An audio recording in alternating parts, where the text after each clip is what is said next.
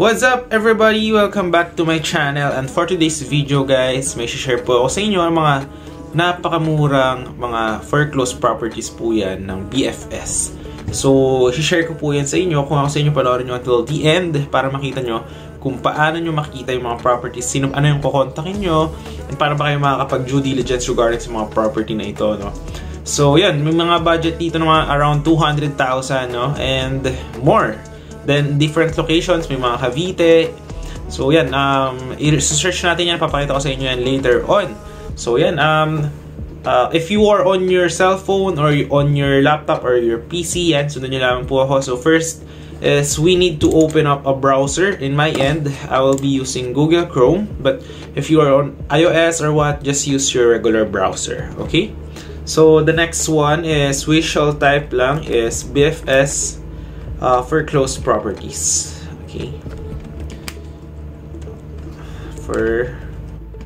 Foreclosed property. Enter. Okay. So, yan. Lalabas na yan dito, guys. The first one is, yan, BFS properties. So, click nyo lamang po yan. Alright, yan. Then, you will be redirected on this home page ng BFS. So, your home equity partner. Disclaimer lang po, hindi po ako ahente ng BFS. I'm just sharing the idea. Kasi marami na po nakita ng mga nakabili dito ng property at an affordable price. Kasi nga foreclosed. But, syempre, compared to the, alam nyo yan, yung mga high-end na mga housing lot, na mga property, syempre, pag you are buying foreclosed properties, syempre, mas mababa yung price. You need to make an effort, no? So, you make your own due diligence, no? Inspect mo yung property kung okay sa'yo. Estimate mo kung magkano ba yung papaayos mo para matiran to. Check mo kung meron ba to, kung occupied ba to, kung may nakasquat ba sa area.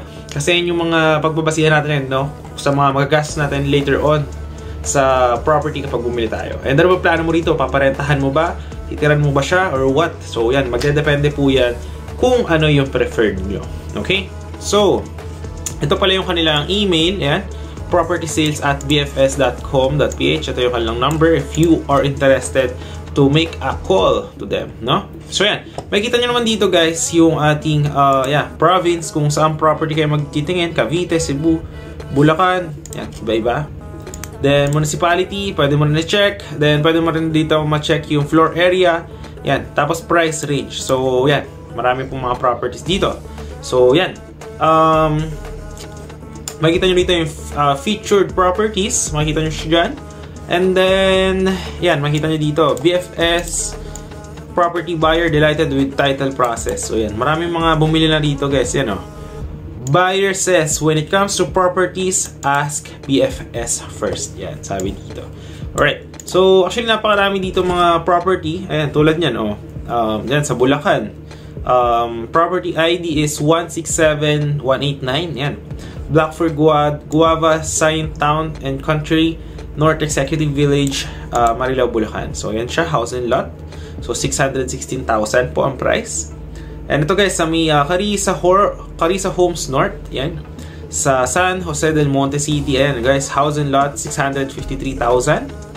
And guys, may Santa Cruz, Laguna, yung mga naghahanap sa Laguna dyan. Ito guys, foreclosed na house and lot, 501,000, no? So, ito meron din dito sa Metro Manila, ayan, sa Newgan, Malabon City, 987,000, no? Actually, maganda, malalaki yung mga property, check natin yan. So, ayan, pag kinlik nyo yan dito, yung mga nandun sa page nila, makikita nyo dito, ayan, 65 square meter, tapos lot area, 141, single detached house and lot, 987,000. So, yun, ganun siya guys, ganun nyo siya makikita yung details regarding sa property. Tulad nito, sa Cagayan de Oro, Misamis Oriental, ayan, 628,000 po yan, property ID. So, click po natin yan. Alright, tapos yan, BFS, your home equity partner. Okay, makita nyo po yan dito. Ito po yung house niya. Ayan.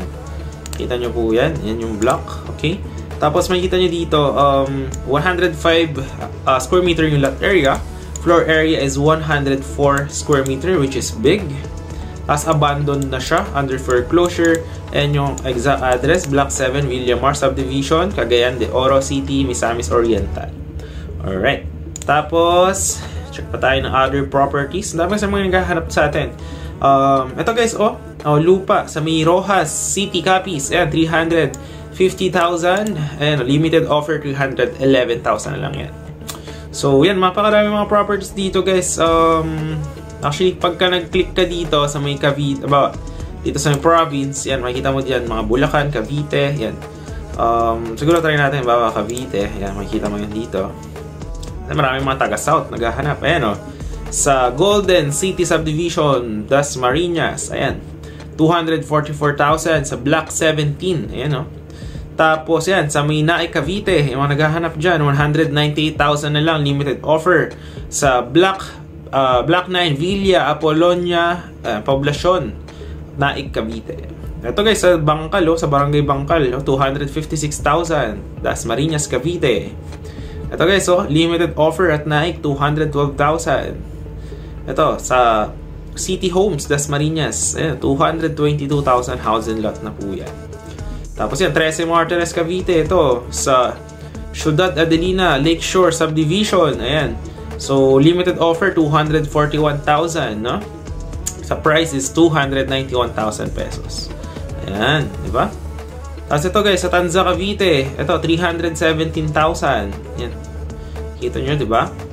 Ito, sa Salawag, Dasmariñas, Cavite, 324,000. Limited offer, 277,000. So yan guys, pag in-scroll nyo dito, napakarami pong mga properties dito sa Cavite. As in. Tapos sa mga Bulacan, depende po, Laguna, depende po kung saan location kayo, search nyo lamang po yan. And yun, actually napakadali lang yan. And then kontakin nyo sila kung gusto nyo yung interested kayo sa property. Makikita nyo naman dyan sa may details kung ano yung mga kontakin nyo sa kanila sa BFS, yung email. And then yun, kapag na-decide mo, punta kami yung address, make your due diligence, tanong-tanong ka sa mga tricycle driver or yung mga kapitbahay doon kung saan ba yung location, inspect mo yung property kung pasado sa taste mo and okay na okay sa'yo. So yun guys, hope na napag-share ako na information regarding dito sa mga affordable natin ng mga properties dito sa BFS, no? So gusto ko lang kasi syempre ma-share sa inyo yung mga kaalaman na to sa mga tao na naghahanap ng mga affordable properties.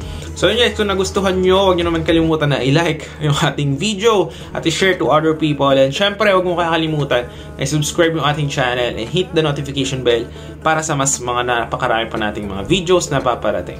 So yun lang guys, maraming salamat sa panonood. Hope you are doing great. And this once again is John Critch and see you po in the next vlogs to come. Bye bye!